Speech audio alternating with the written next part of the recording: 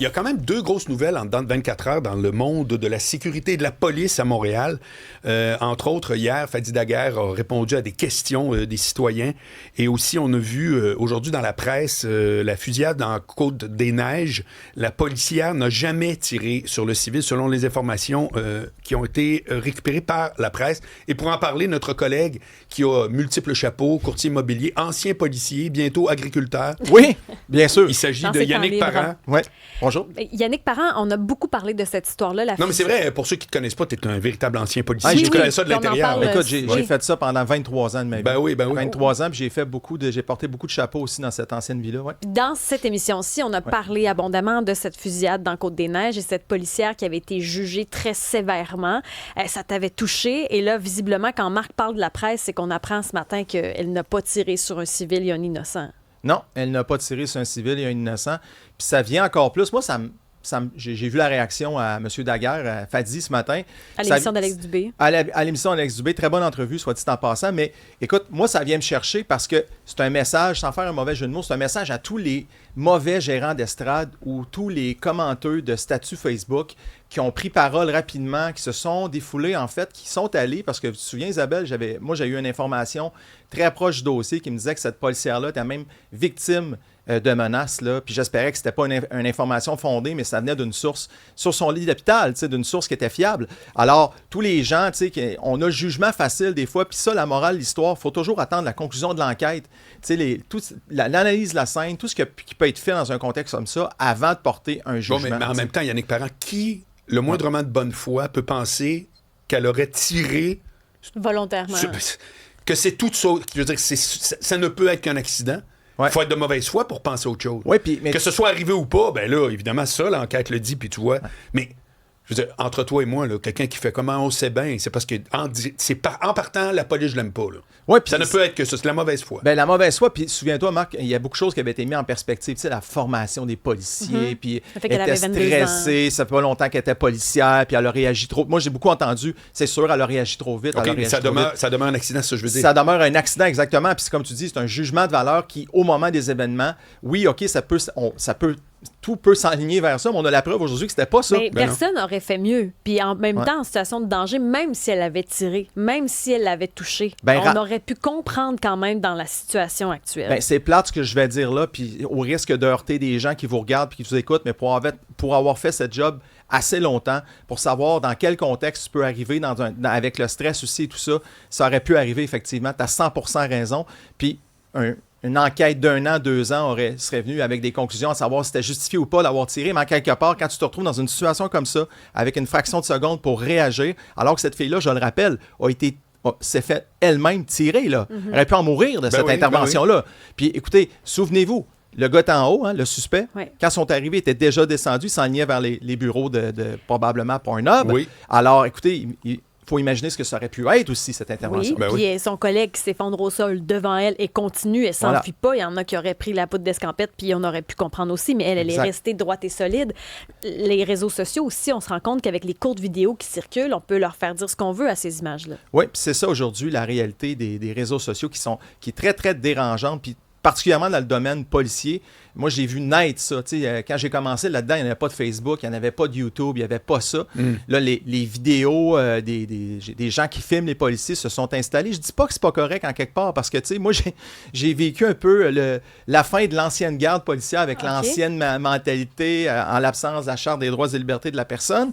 Et j'ai vécu la nouvelle garde avec un peu le balancier qui est revenu complètement de l'autre côté. Puis tu as raison de dire, des fois, les extraits vidéo, je le dis encore aujourd'hui, il nous manque un paquet d'infos. Puis là, je les vois. Quand tu te mets à regarder une vidéo comme ça, sur tes réseaux sociaux, tu en as plein d'autres. Puis je vois des gens dans des interventions policières qui prennent un peu, qui prennent plaisir, en fait, à essayer de créer des situations confrontantes avec les policiers. Puis on voit juste ces bouts-là, malheureusement. Mais le danger aussi, c'est qu'on oublie qu'il y a des humains dans les vidéos qui ont circulé. Il y avait cette policière, il y avait le policier décédé. Il y avait beaucoup de choses qui auraient pu rester confidentielles ou qui n'étaient pas obligées de se propager. Il y avait une notion de respect aussi là-dedans pour la famille. Il y a beaucoup de choses qui ont été, je trouve, heurtées dans la publication de ces vidéos-là. Oui, puis on en a la preuve pour la policière aujourd'hui, mais ça n'aurait pas été surprenant non plus qu'effectivement, dans un échange de coups de feu, une personne, un civil qui arrive au milieu de ça, qui a pu recevoir une balle perdue. C'est Ça clair. s'est déjà vu. Ouais. Et ça aurait pu être explicable aussi. Ben oui. Disons-le, Ben oui. honnêtement. Oui, oui. Mais- Non, mais c'est parce que le monde travaille chez Super C, puis Ouais. quand il y a trop de monde dans le fil, il panique. C'est qu'imagine quand tout à coup c'est une fusillade, là. Pensez-vous que. Pas un jeu vidéo, là? Non, ça va très vite. Je vous le dis, ça va très vite. Puis, comme je répète, cette policière-là a failli en mourir. Elle a vu son partenaire, comme on l'a dit, tomber à ce moment-là au combat. Et dans le fond, c'est ça. Dans un échange de tirs, on a l'information aujourd'hui que c'est le suspect. En fait, c'est les tirs du suspect qui aurait tué. Comment en fait, on se relève de ça? Comment on réussit à sortir la tête de l'eau puis affronter aussi tout ce qu'il y a eu sur les réseaux sociaux, en plus du drame humain qu'elle a vécu? Ouais. Comment on se relève de ça? Moi, je connais de très près une ex-collègue qui a vécu un traumatisme épouvantable dans la police. C'est quelqu'un qui s'est fait assassiner devant elle, tu sais, et est arrivé quelques secondes. Tu sais, quelques secondes avant, aurait pu changer la donne de cet événement-là. Et bon, tout ce qui vient aussi après une intervention policière, on parle de la déontologie policière, on parle de la discipline, on parle de tout ce qui peut être fait aussi autour de ça, qui amène un stress énorme. Dans un cas comme ça, moi, je pense qu'on peut parler... Je pense pas. On parle d'un traumatisme qui fait en sorte... Moi, j'ai connu des gens qui ont voulu quitter cette profession-là après des événements. On quitterait Bien notre sûr. job à même moins que ça. Ben, là. c'est ça, tu sais, parce que faut que tu sois solide en tabarouette sur tes pattes pour te relever de ça, puis avancer. Tu es blessé physiquement, tu es blessé mentalement, puis aussi, veux pas, disons-le, là, c'est des images qui vont lui traverser la tête probablement pour le reste de ses C'est jours. surassuré. Et tu te poses toujours la question, Marc et Isabelle, c'est plate ce que je vais dire, mais est-ce que j'aurais pu changer la donne cette journée-là pour quelqu'un? Oui, ça? oui. C'est rough, là. Hey, qu'est-ce que tu penses de tout l'échange de Fadi Daguerre, le chef du SPVM, Ouais. avec les citoyens en général, ce qui est rapporté, ce que tu as entendu? Par rapport à ce qui s'est passé au district 39, entre Ouais. autres. Je suis content que vous me posiez la question. Moi, j'ai suivi ça de très près depuis hier soir aussi. Pour moi, on ne peut pas enlever à Fadi Daguerre d'essayer. Puis on s'entend que ce qu'il essaie de faire aussi, il y a le vent d'en face de Fadi Daguerre actuellement, disons-le. C'est pas facile. Et en même temps, ben, je comprends aussi l'autre côté des citoyens. Ce qui me dérange, je vais vous le dire dans tout ça, OK? Puis je vous le dis, je vais déranger aujourd'hui en ce que je vais dire. Ce qui me dérange, c'est que j'ai entendu le directeur de police s'excuser auprès de la population, OK, pour des actes de racisme. Moi, ce qui me dérange là-dedans, c'est que, est-ce qu'on était vraiment à l'étape là? Puis je pose la question, puis je me l'ai posée aussi. Est-ce que c'était le bon moment pour s'excuser alors que ces policiers-là qui sont visés sont toujours sous enquête? Il y a une enquête, il y a des allégations. On parle d'allégations. Je ne dis pas que ça n'existe pas. Mais quand on s'excuse, en quelque part aussi, on consent à ça. Donc, on vient un peu assumer que ça s'est produit. Et là, je me mets à la place de mes anciens collègues policiers qui entendent ça. C'est sûr qu'il y en a parmi eux, probablement, ce sentiment-là, ils doivent l'avoir aussi actuellement. Puis j'ai parlé à quelqu'un qui travaille en ville en m'en venant ici, puis il avait ce même feeling-là.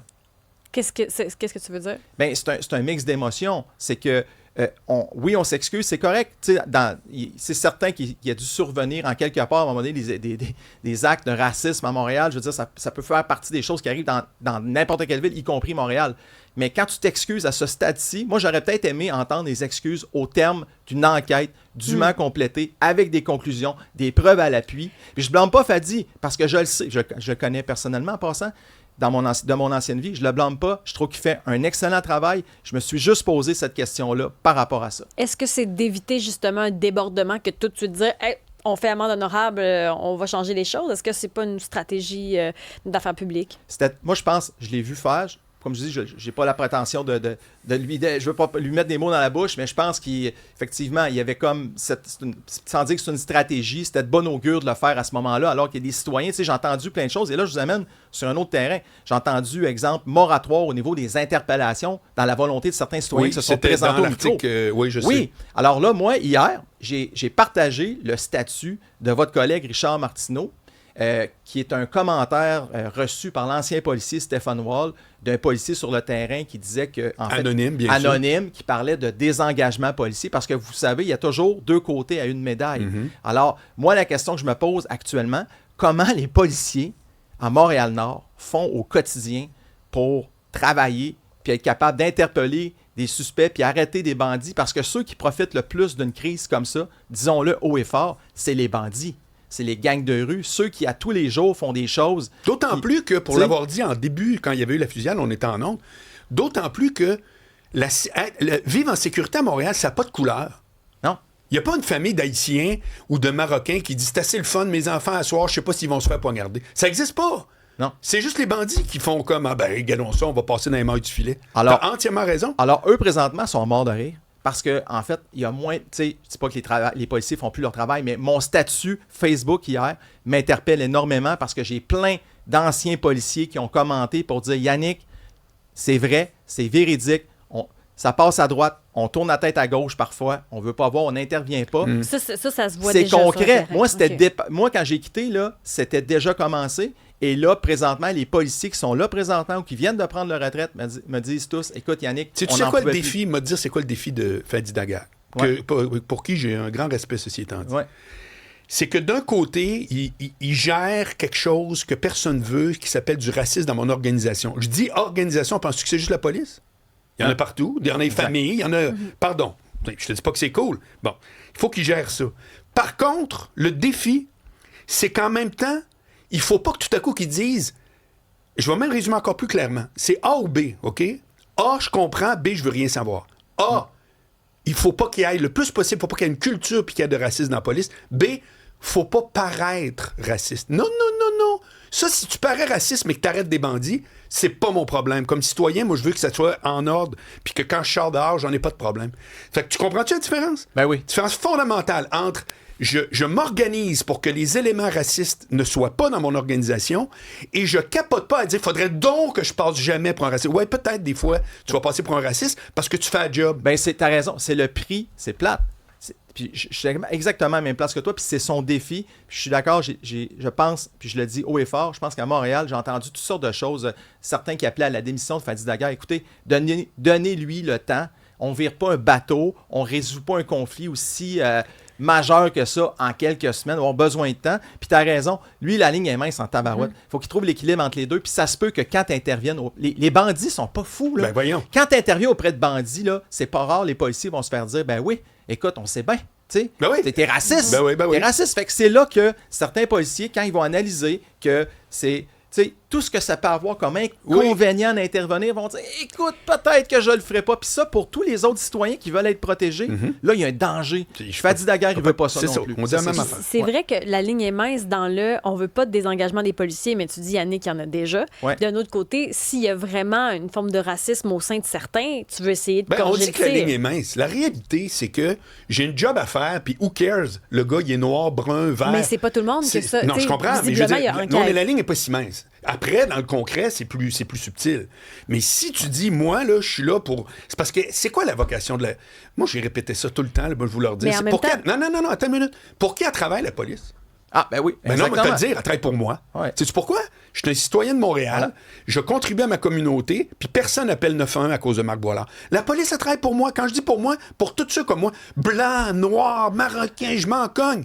C'est Ben, pour pour nous ceux- autres. Pour ceux en qu'on même- n'entend pas. Oui, mais en même temps, mettons là, qu'il y en a qui, justement, arrêtent à cause de la couleur de ta peau ou à cause Ah ben que oui, tu es un homme mais ou non, à mais je suis cause que... entièrement- Mais ben oui. c'est là où s'il y en a Oui. un débordement, Oui. mais en même temps, il faut qu'ils agissent. Donc, c'est là que je dis que la ligne est mince dans tu veux pas de Dans désengagement. le principe, elle n'est pas mince, c'est ça que je veux dire, mais elle est mince dans l'exécution. Oui. Ça, t'as entièrement raison. Oui, Mais parce Marc, que pas que c'est facile. s'il y a Marc, des allégations, c'est qu'il y a eu quelque chose. Je sais que le temps passe vite, mais merci de m'avoir posé cette question-là. Où je veux vous amener, c'est que son défi, à mon humble avis à moi, c'est de trouver l'équilibre entre résoudre ces conflits-là auprès du public, préserver l'image du service de police, mais en même temps garder le respect de ces hommes et ces femmes qui font ce travail-là chaque jour, qui se désengagent pour certains actuellement parce qu'ils ne se sentent pas appuyés. Oui.